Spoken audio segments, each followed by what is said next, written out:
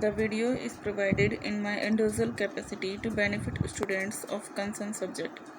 It is purely to help children only. Good morning students. Today we have the topic of objectives of business के अंदर social objective हम लोग पढ़ेंगे. Social objective के 4 parts हैं, 4 points है इसके अंदर. कल हमने इसके नेम डिस्कस किए थे, आज उनके एक्सप्लेनेशन देखेंगे.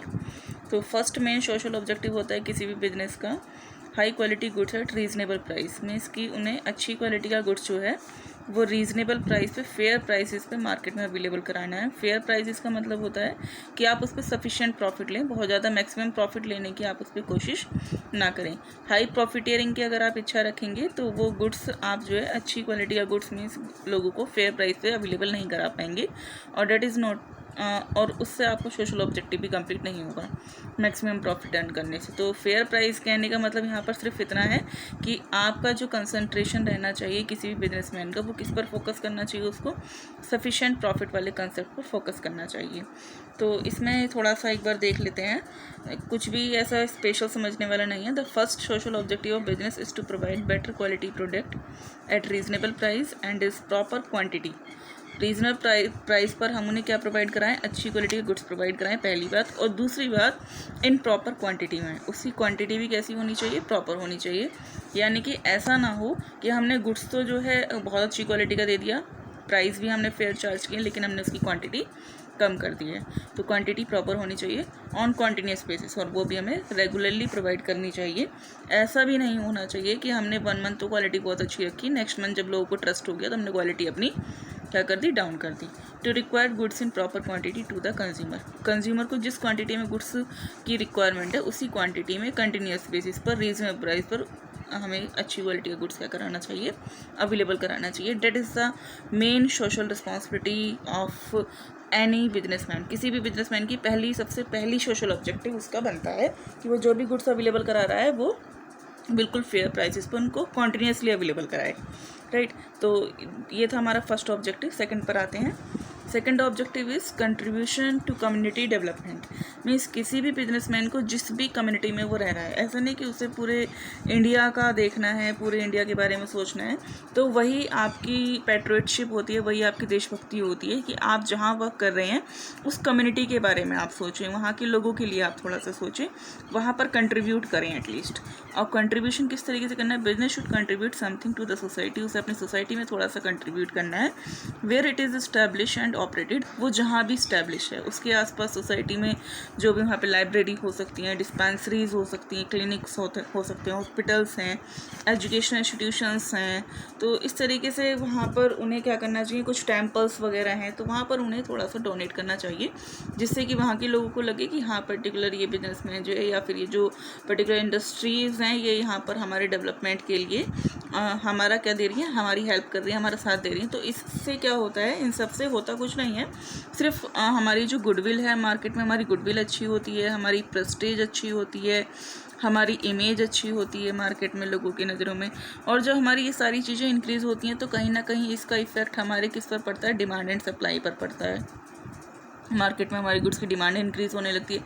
जैसे जैसे डिमांड इंक्रीज़ होती है तो ऑटोमेटिकली इफेक्ट किस पे पड़ता है, प्रॉफिट पे पड़ता है, क्योंकि कस्टमर हमारे बिजनेस से, हमारी इंडस्ट्रीज से, हमारी एक्टिविटी से जुड़ जाते हैं और हमसे क्या होने लगते हैं, अट्रैक्ट होने लगते हैं. तो कहीं ना कहीं इन सब चीज़ों का इफेक्ट हमारे इनडायरेक्टली हमारे प्रॉफिट पर ही पड़ता है.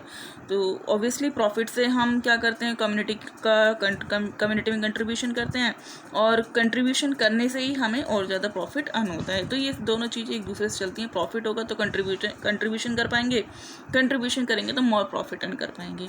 इसे हम आगे भी पढ़ेंगे थोड़ा सा और डिटेल में. Role of profit in the business में ये वाला कंसेप्ट और आगे भी आएगा. नेक्स्ट टॉपिक ये है वो, इसके बाद ऑब्जेक्टिव के बाद वाला. अब इसके नेक्स्ट पॉइंट पर चलते. Next point is fair return to investors. इसका पहले मीनिंग समझ लेते हैं, फेयर रिटर्न क्या है और इन्वेस्टर्स क्या है. फेयर रिटर्न में हमें क्या देना है, रिटर्न में कुछ देना है किसी को. किसको देना है, इन्वेस्टर्स को देना है. सबसे पहली बात, who are the investors. Investors कौन होते हैं, नाम से ही जैसे क्लियर है, जिसने मनी इन्वेस्ट की. कहाँ मनी इन्वेस्ट की, ऑब्वियसली आपके बिजनेस में. आज की डेट में जो बिजनेसेस हैं बहुत बड़े लेवल पर बिजनेसेस फैले हुए होते हैं उनकी ग्रोथ बहुत ज़्यादा होती है बिजनेसेस की, तो उसमें एक पर्टिकुलर पर्सन इन्वेस्ट नहीं कर सकता। सपोज़ कीजिए 1 करोड़, 2 करोड़, 5 करोड़, 200 करोड़, जितनी अमाउंट है आपकी, तो उसमें आजकल इन्वेस्टमेंट किसी एक पर्सन का नहीं है। बिजनेस में इन्वेस्टमेंट क्या है, बहुत सारे पर्सन्स का इन्वेस्टमेंट होने लगा है। बहुत सारे लोग बिजनेसेस में क्या करने लगे हैं, मनी इन्वेस्ट करने लगे हैं, just in the form of shares की फॉर्म में।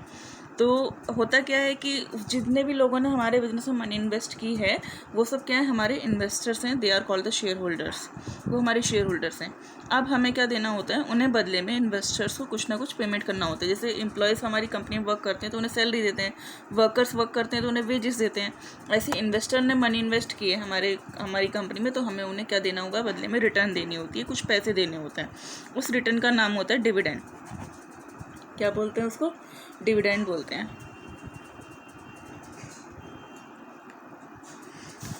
तो यहाँ पर ये कहने की कोशिश की है कि इन्वेस्टर्स को हमें फेयर डिविडेंड उन्हें टाइम पर देना चाहिए। डिविडेंड क्या होता है, ये प्रॉफिट का एक पार्ट है जो कि इन्वेस्टर्स में डिस्ट्रीब्यूट किया जाता है। प्रॉफिट का एक ऐसा पार्ट जो कि इन्वेस्टर्स को डिस्ट्रीब्यूट कर दिया जाता है, that is called the dividend. ठीक, तो ये आपका अकाउंटेंसी में भी आएगी टर्मिनोलॉजी, और बहुत आपके लिए यूज़फुल होगी। Now days the business is operated by the money invested by the share holders. आज के टाइम में जो बिजनेस ऑपरेट होता है वो किससे ऑपरेट होता है, जो भी मनी शेयर होल्डर्स ने इन्वेस्ट की है, राइट। किसी भी अकेले पर्सन के पास इतना पैसा नहीं हो सकता। They expect good dividend for the investment. वो क्या चाहते हैं, अच्छा डिविडेंड एक्सपेक्ट करते हैं। जिन्होंने भी मनी इन्वेस्ट किए, शेयर होल्डर्स जो हैं कंपनी के, वो अच्छा डिविडेंड चाहते हैं कि कंपनी से हमें अच्छी रिटर्न मिले, कंपनी ज़्यादा प्रॉफिट अर्न करे और प्रॉफिट का मेजर पार्ट हमें दे। दे हैव मेड, जो भी इन्होंने इन्वेस्टमेंट किया है हमारी कंपनी में, the objective of business should be to fulfil their expectation of share holders. Means हमारी कंपनी का जो हमारे बिजनेस का मेन ऑब्जेक्टिव है वो ये भी होना चाहिए कि हम अपने शेयर होल्डर्स की एक्सपेक्टेशंस को फुलफिल करें। अगर हमारे शेयर्स की एक्सपेक्टेशंस फुलफिल नहीं होती है तो हम उन्हें प्रॉपर डिविडेंड नहीं दे पाते हैं जैसा वो एक्सपेक्ट करते हैं, तो इन केस ऑफ अदर, जैसे हमारी कॉम्पिटिटर कंपनीज़ हैं, उन्हें वहाँ से अगर अच्छे ऑफर मिलते हैं तो वो हमारी कंपनी से मनी अपनी क्या कर सकते हैं, विड्रॉ कर सकते हैं। उनके पास पूरा राइट है और वो दूसरी कंपनी मनी इन्वेस्ट कर सकते हैं। हम अपने अच्छे शेयर होल्डर को खो सकते हैं अगर हम उन्हें अच्छा डिविडेंड नहीं देते तो जो प्रॉफिट का कुछ पार्ट हम उन्हें 75%, 50%, 30%, 40%, according to the conditions and the agreement, we should divide the dividend to them according to their expectations, right. Fair return to investors ये हो गया, ये भी हमारी एक मॉरल ड्यूटी ऑब्जेक्टिव है। Next and last point is providing employment. हमें क्या करना चाहिए, एम्प्लॉयमेंट प्रोवाइड कराना चाहिए। किसको, अपने समाज में, अपनी कम्युनिटी में, अपनी सोसाइटी के लोगों को ज़्यादा से ज़्यादा एम्प्लॉयमेंट अपॉर्चुनिटीज़ हम लोग अवेलेबल कराएं। Now days employment is the biggest problem of society. रोज़गार, एम्प्लॉयमेंट मीन्स रोज़गार आज की डेट में बहुत बड़ी प्रॉब्लम बन चुकी है सोसाइटी की। बहुत सारे लोगों के पास काम नहीं है करने के लिए। The objective of business should be to eliminate this problem. किसी भी बिजनेस का जो मेन ऑब्जेक्टिव होता है वो यही होता है कि वो इस मेन प्रॉब्लम को एलिमिनेट करे, हटाए जड़ से।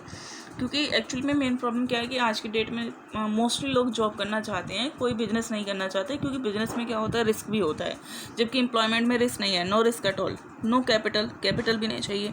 तो मोस्टली लोग जो यंग पीपल्स हैं वो क्या करना चाहते हैं, जॉब करना चाहते हैं। वो बिजनेस के जो इतनी सारी इसमें कॉम्प्लेक्सिटीज़ हैं उसमें वो फंसना ही नहीं चाहते हैं। और एक पर्टिकुलर पर्सन अगर बिजनेस ओपन करता है तो वो साथ में, अगर उसका छोटा बिजनेस भी है, कम से कम छोटा भी है, तो 10 लोगों को, फिर 50 लोगों को, फिर 100 लोगों को वो एम्प्लॉयमेंट अपॉर्चुनिटीज़ अवेलेबल कराता है। फिर 1000, 500, 2000 टू 10,000 लोगों को एम्प्लॉयमेंट अपॉर्चुनिटीज़ वो अवेलेबल कराएगा जैसे जैसे उसका बिजनेस इंक्रीज़ होगा। लेकिन एक पर्टिकुलर पर्सन अगर वो पढ़ लिख के एम्प्लॉयमेंट किसी जॉब में लग जाता है वो, तो फिर वो ऑब्वियसली खुद जॉब ढूंढेगा, उसे जॉब नहीं मिलेगी तो वो क्या हो जाएगा, अनएम्प्लॉयड हो जाएगा। तो इसलिए ये एक बहुत बड़ी प्रॉब्लम बन चुकी है। Business should provide employment to more and more. किसी भी बिजनेस को ज़्यादा से ज़्यादा एम्प्लॉयमेंट अपॉर्चुनिटीज़ अवेलेबल करानी चाहिए लोगों को, लिविंग इन कंट्री, जो भी हमारी कंट्री में रहते हैं लोग। हैंडीकैप पर्सन जो हैं और डिसेबल पर्सन, ऐसा नहीं सोचना चाहिए कि हैंडीकैप्ड और डिसेबल पर्सन किसी काम के नहीं है। We should be given the extra care, हमें उन्हें कुछ एक्स्ट्रा केयर देनी चाहिए।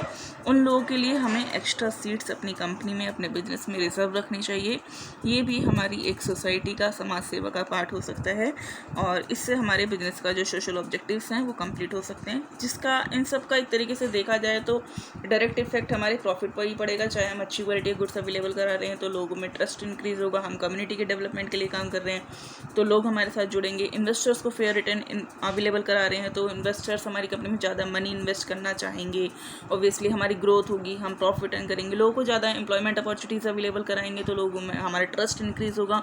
ऑब्वियसली हमारी ग्रोथ होगी, लोग हमारे साथ, हमारी जो एम्प्लॉयज़ हैं वो हमारे साथ कनेक्टेड रहेंगे, मोटिवेटेड रहेंगे, हमारे लिए अच्छा वर्क करेंगे और हमें ऑब्वियसली प्रॉफिट होगा। सोशल ऑब्जेक्टिव करने से किस पर हमारा जो मेन फोकस होता है वो किस पर होता है, प्रॉफिट अर्न करने पे ही होता है। अपने प्रॉफिट को ज़्यादा से ज़्यादा इंक्रीज़ करने के लिए सोशल ऑब्जेक्टिव फुलफिल करना पड़ता है, क्योंकि आज की डेट में प्रॉफिट अर्न करने के लिए सिर्फ और सिर्फ गुड्स को सेल परचेज करना ही काफ़ी नहीं है।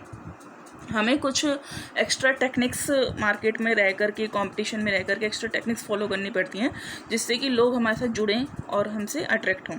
तो वो उन एक्स्ट्रा टेक्निक्स को ही सोशल ऑब्जेक्टिव्स का नाम दे दिया गया है। These are very important. तो आप इन्हें अच्छे से रीड आउट कर लीजिएगा, पढ़ लीजिएगा, समझ लीजिएगा और नोटबुक में अपने नोट डाउन कर लीजिएगा। राइट, ऑब्जेक्टिव्स कंप्लीट हो गए हैं। लास्ट टॉपिक हम कल पढ़ेंगे, रोल ऑफ प्रॉफिट है एक हमारा topic.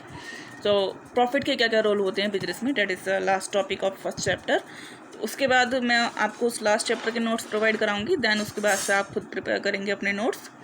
I will provide only you PDF। Video को लाइक एंड शेयर कर दीजिएगा। Thank you and have a nice day.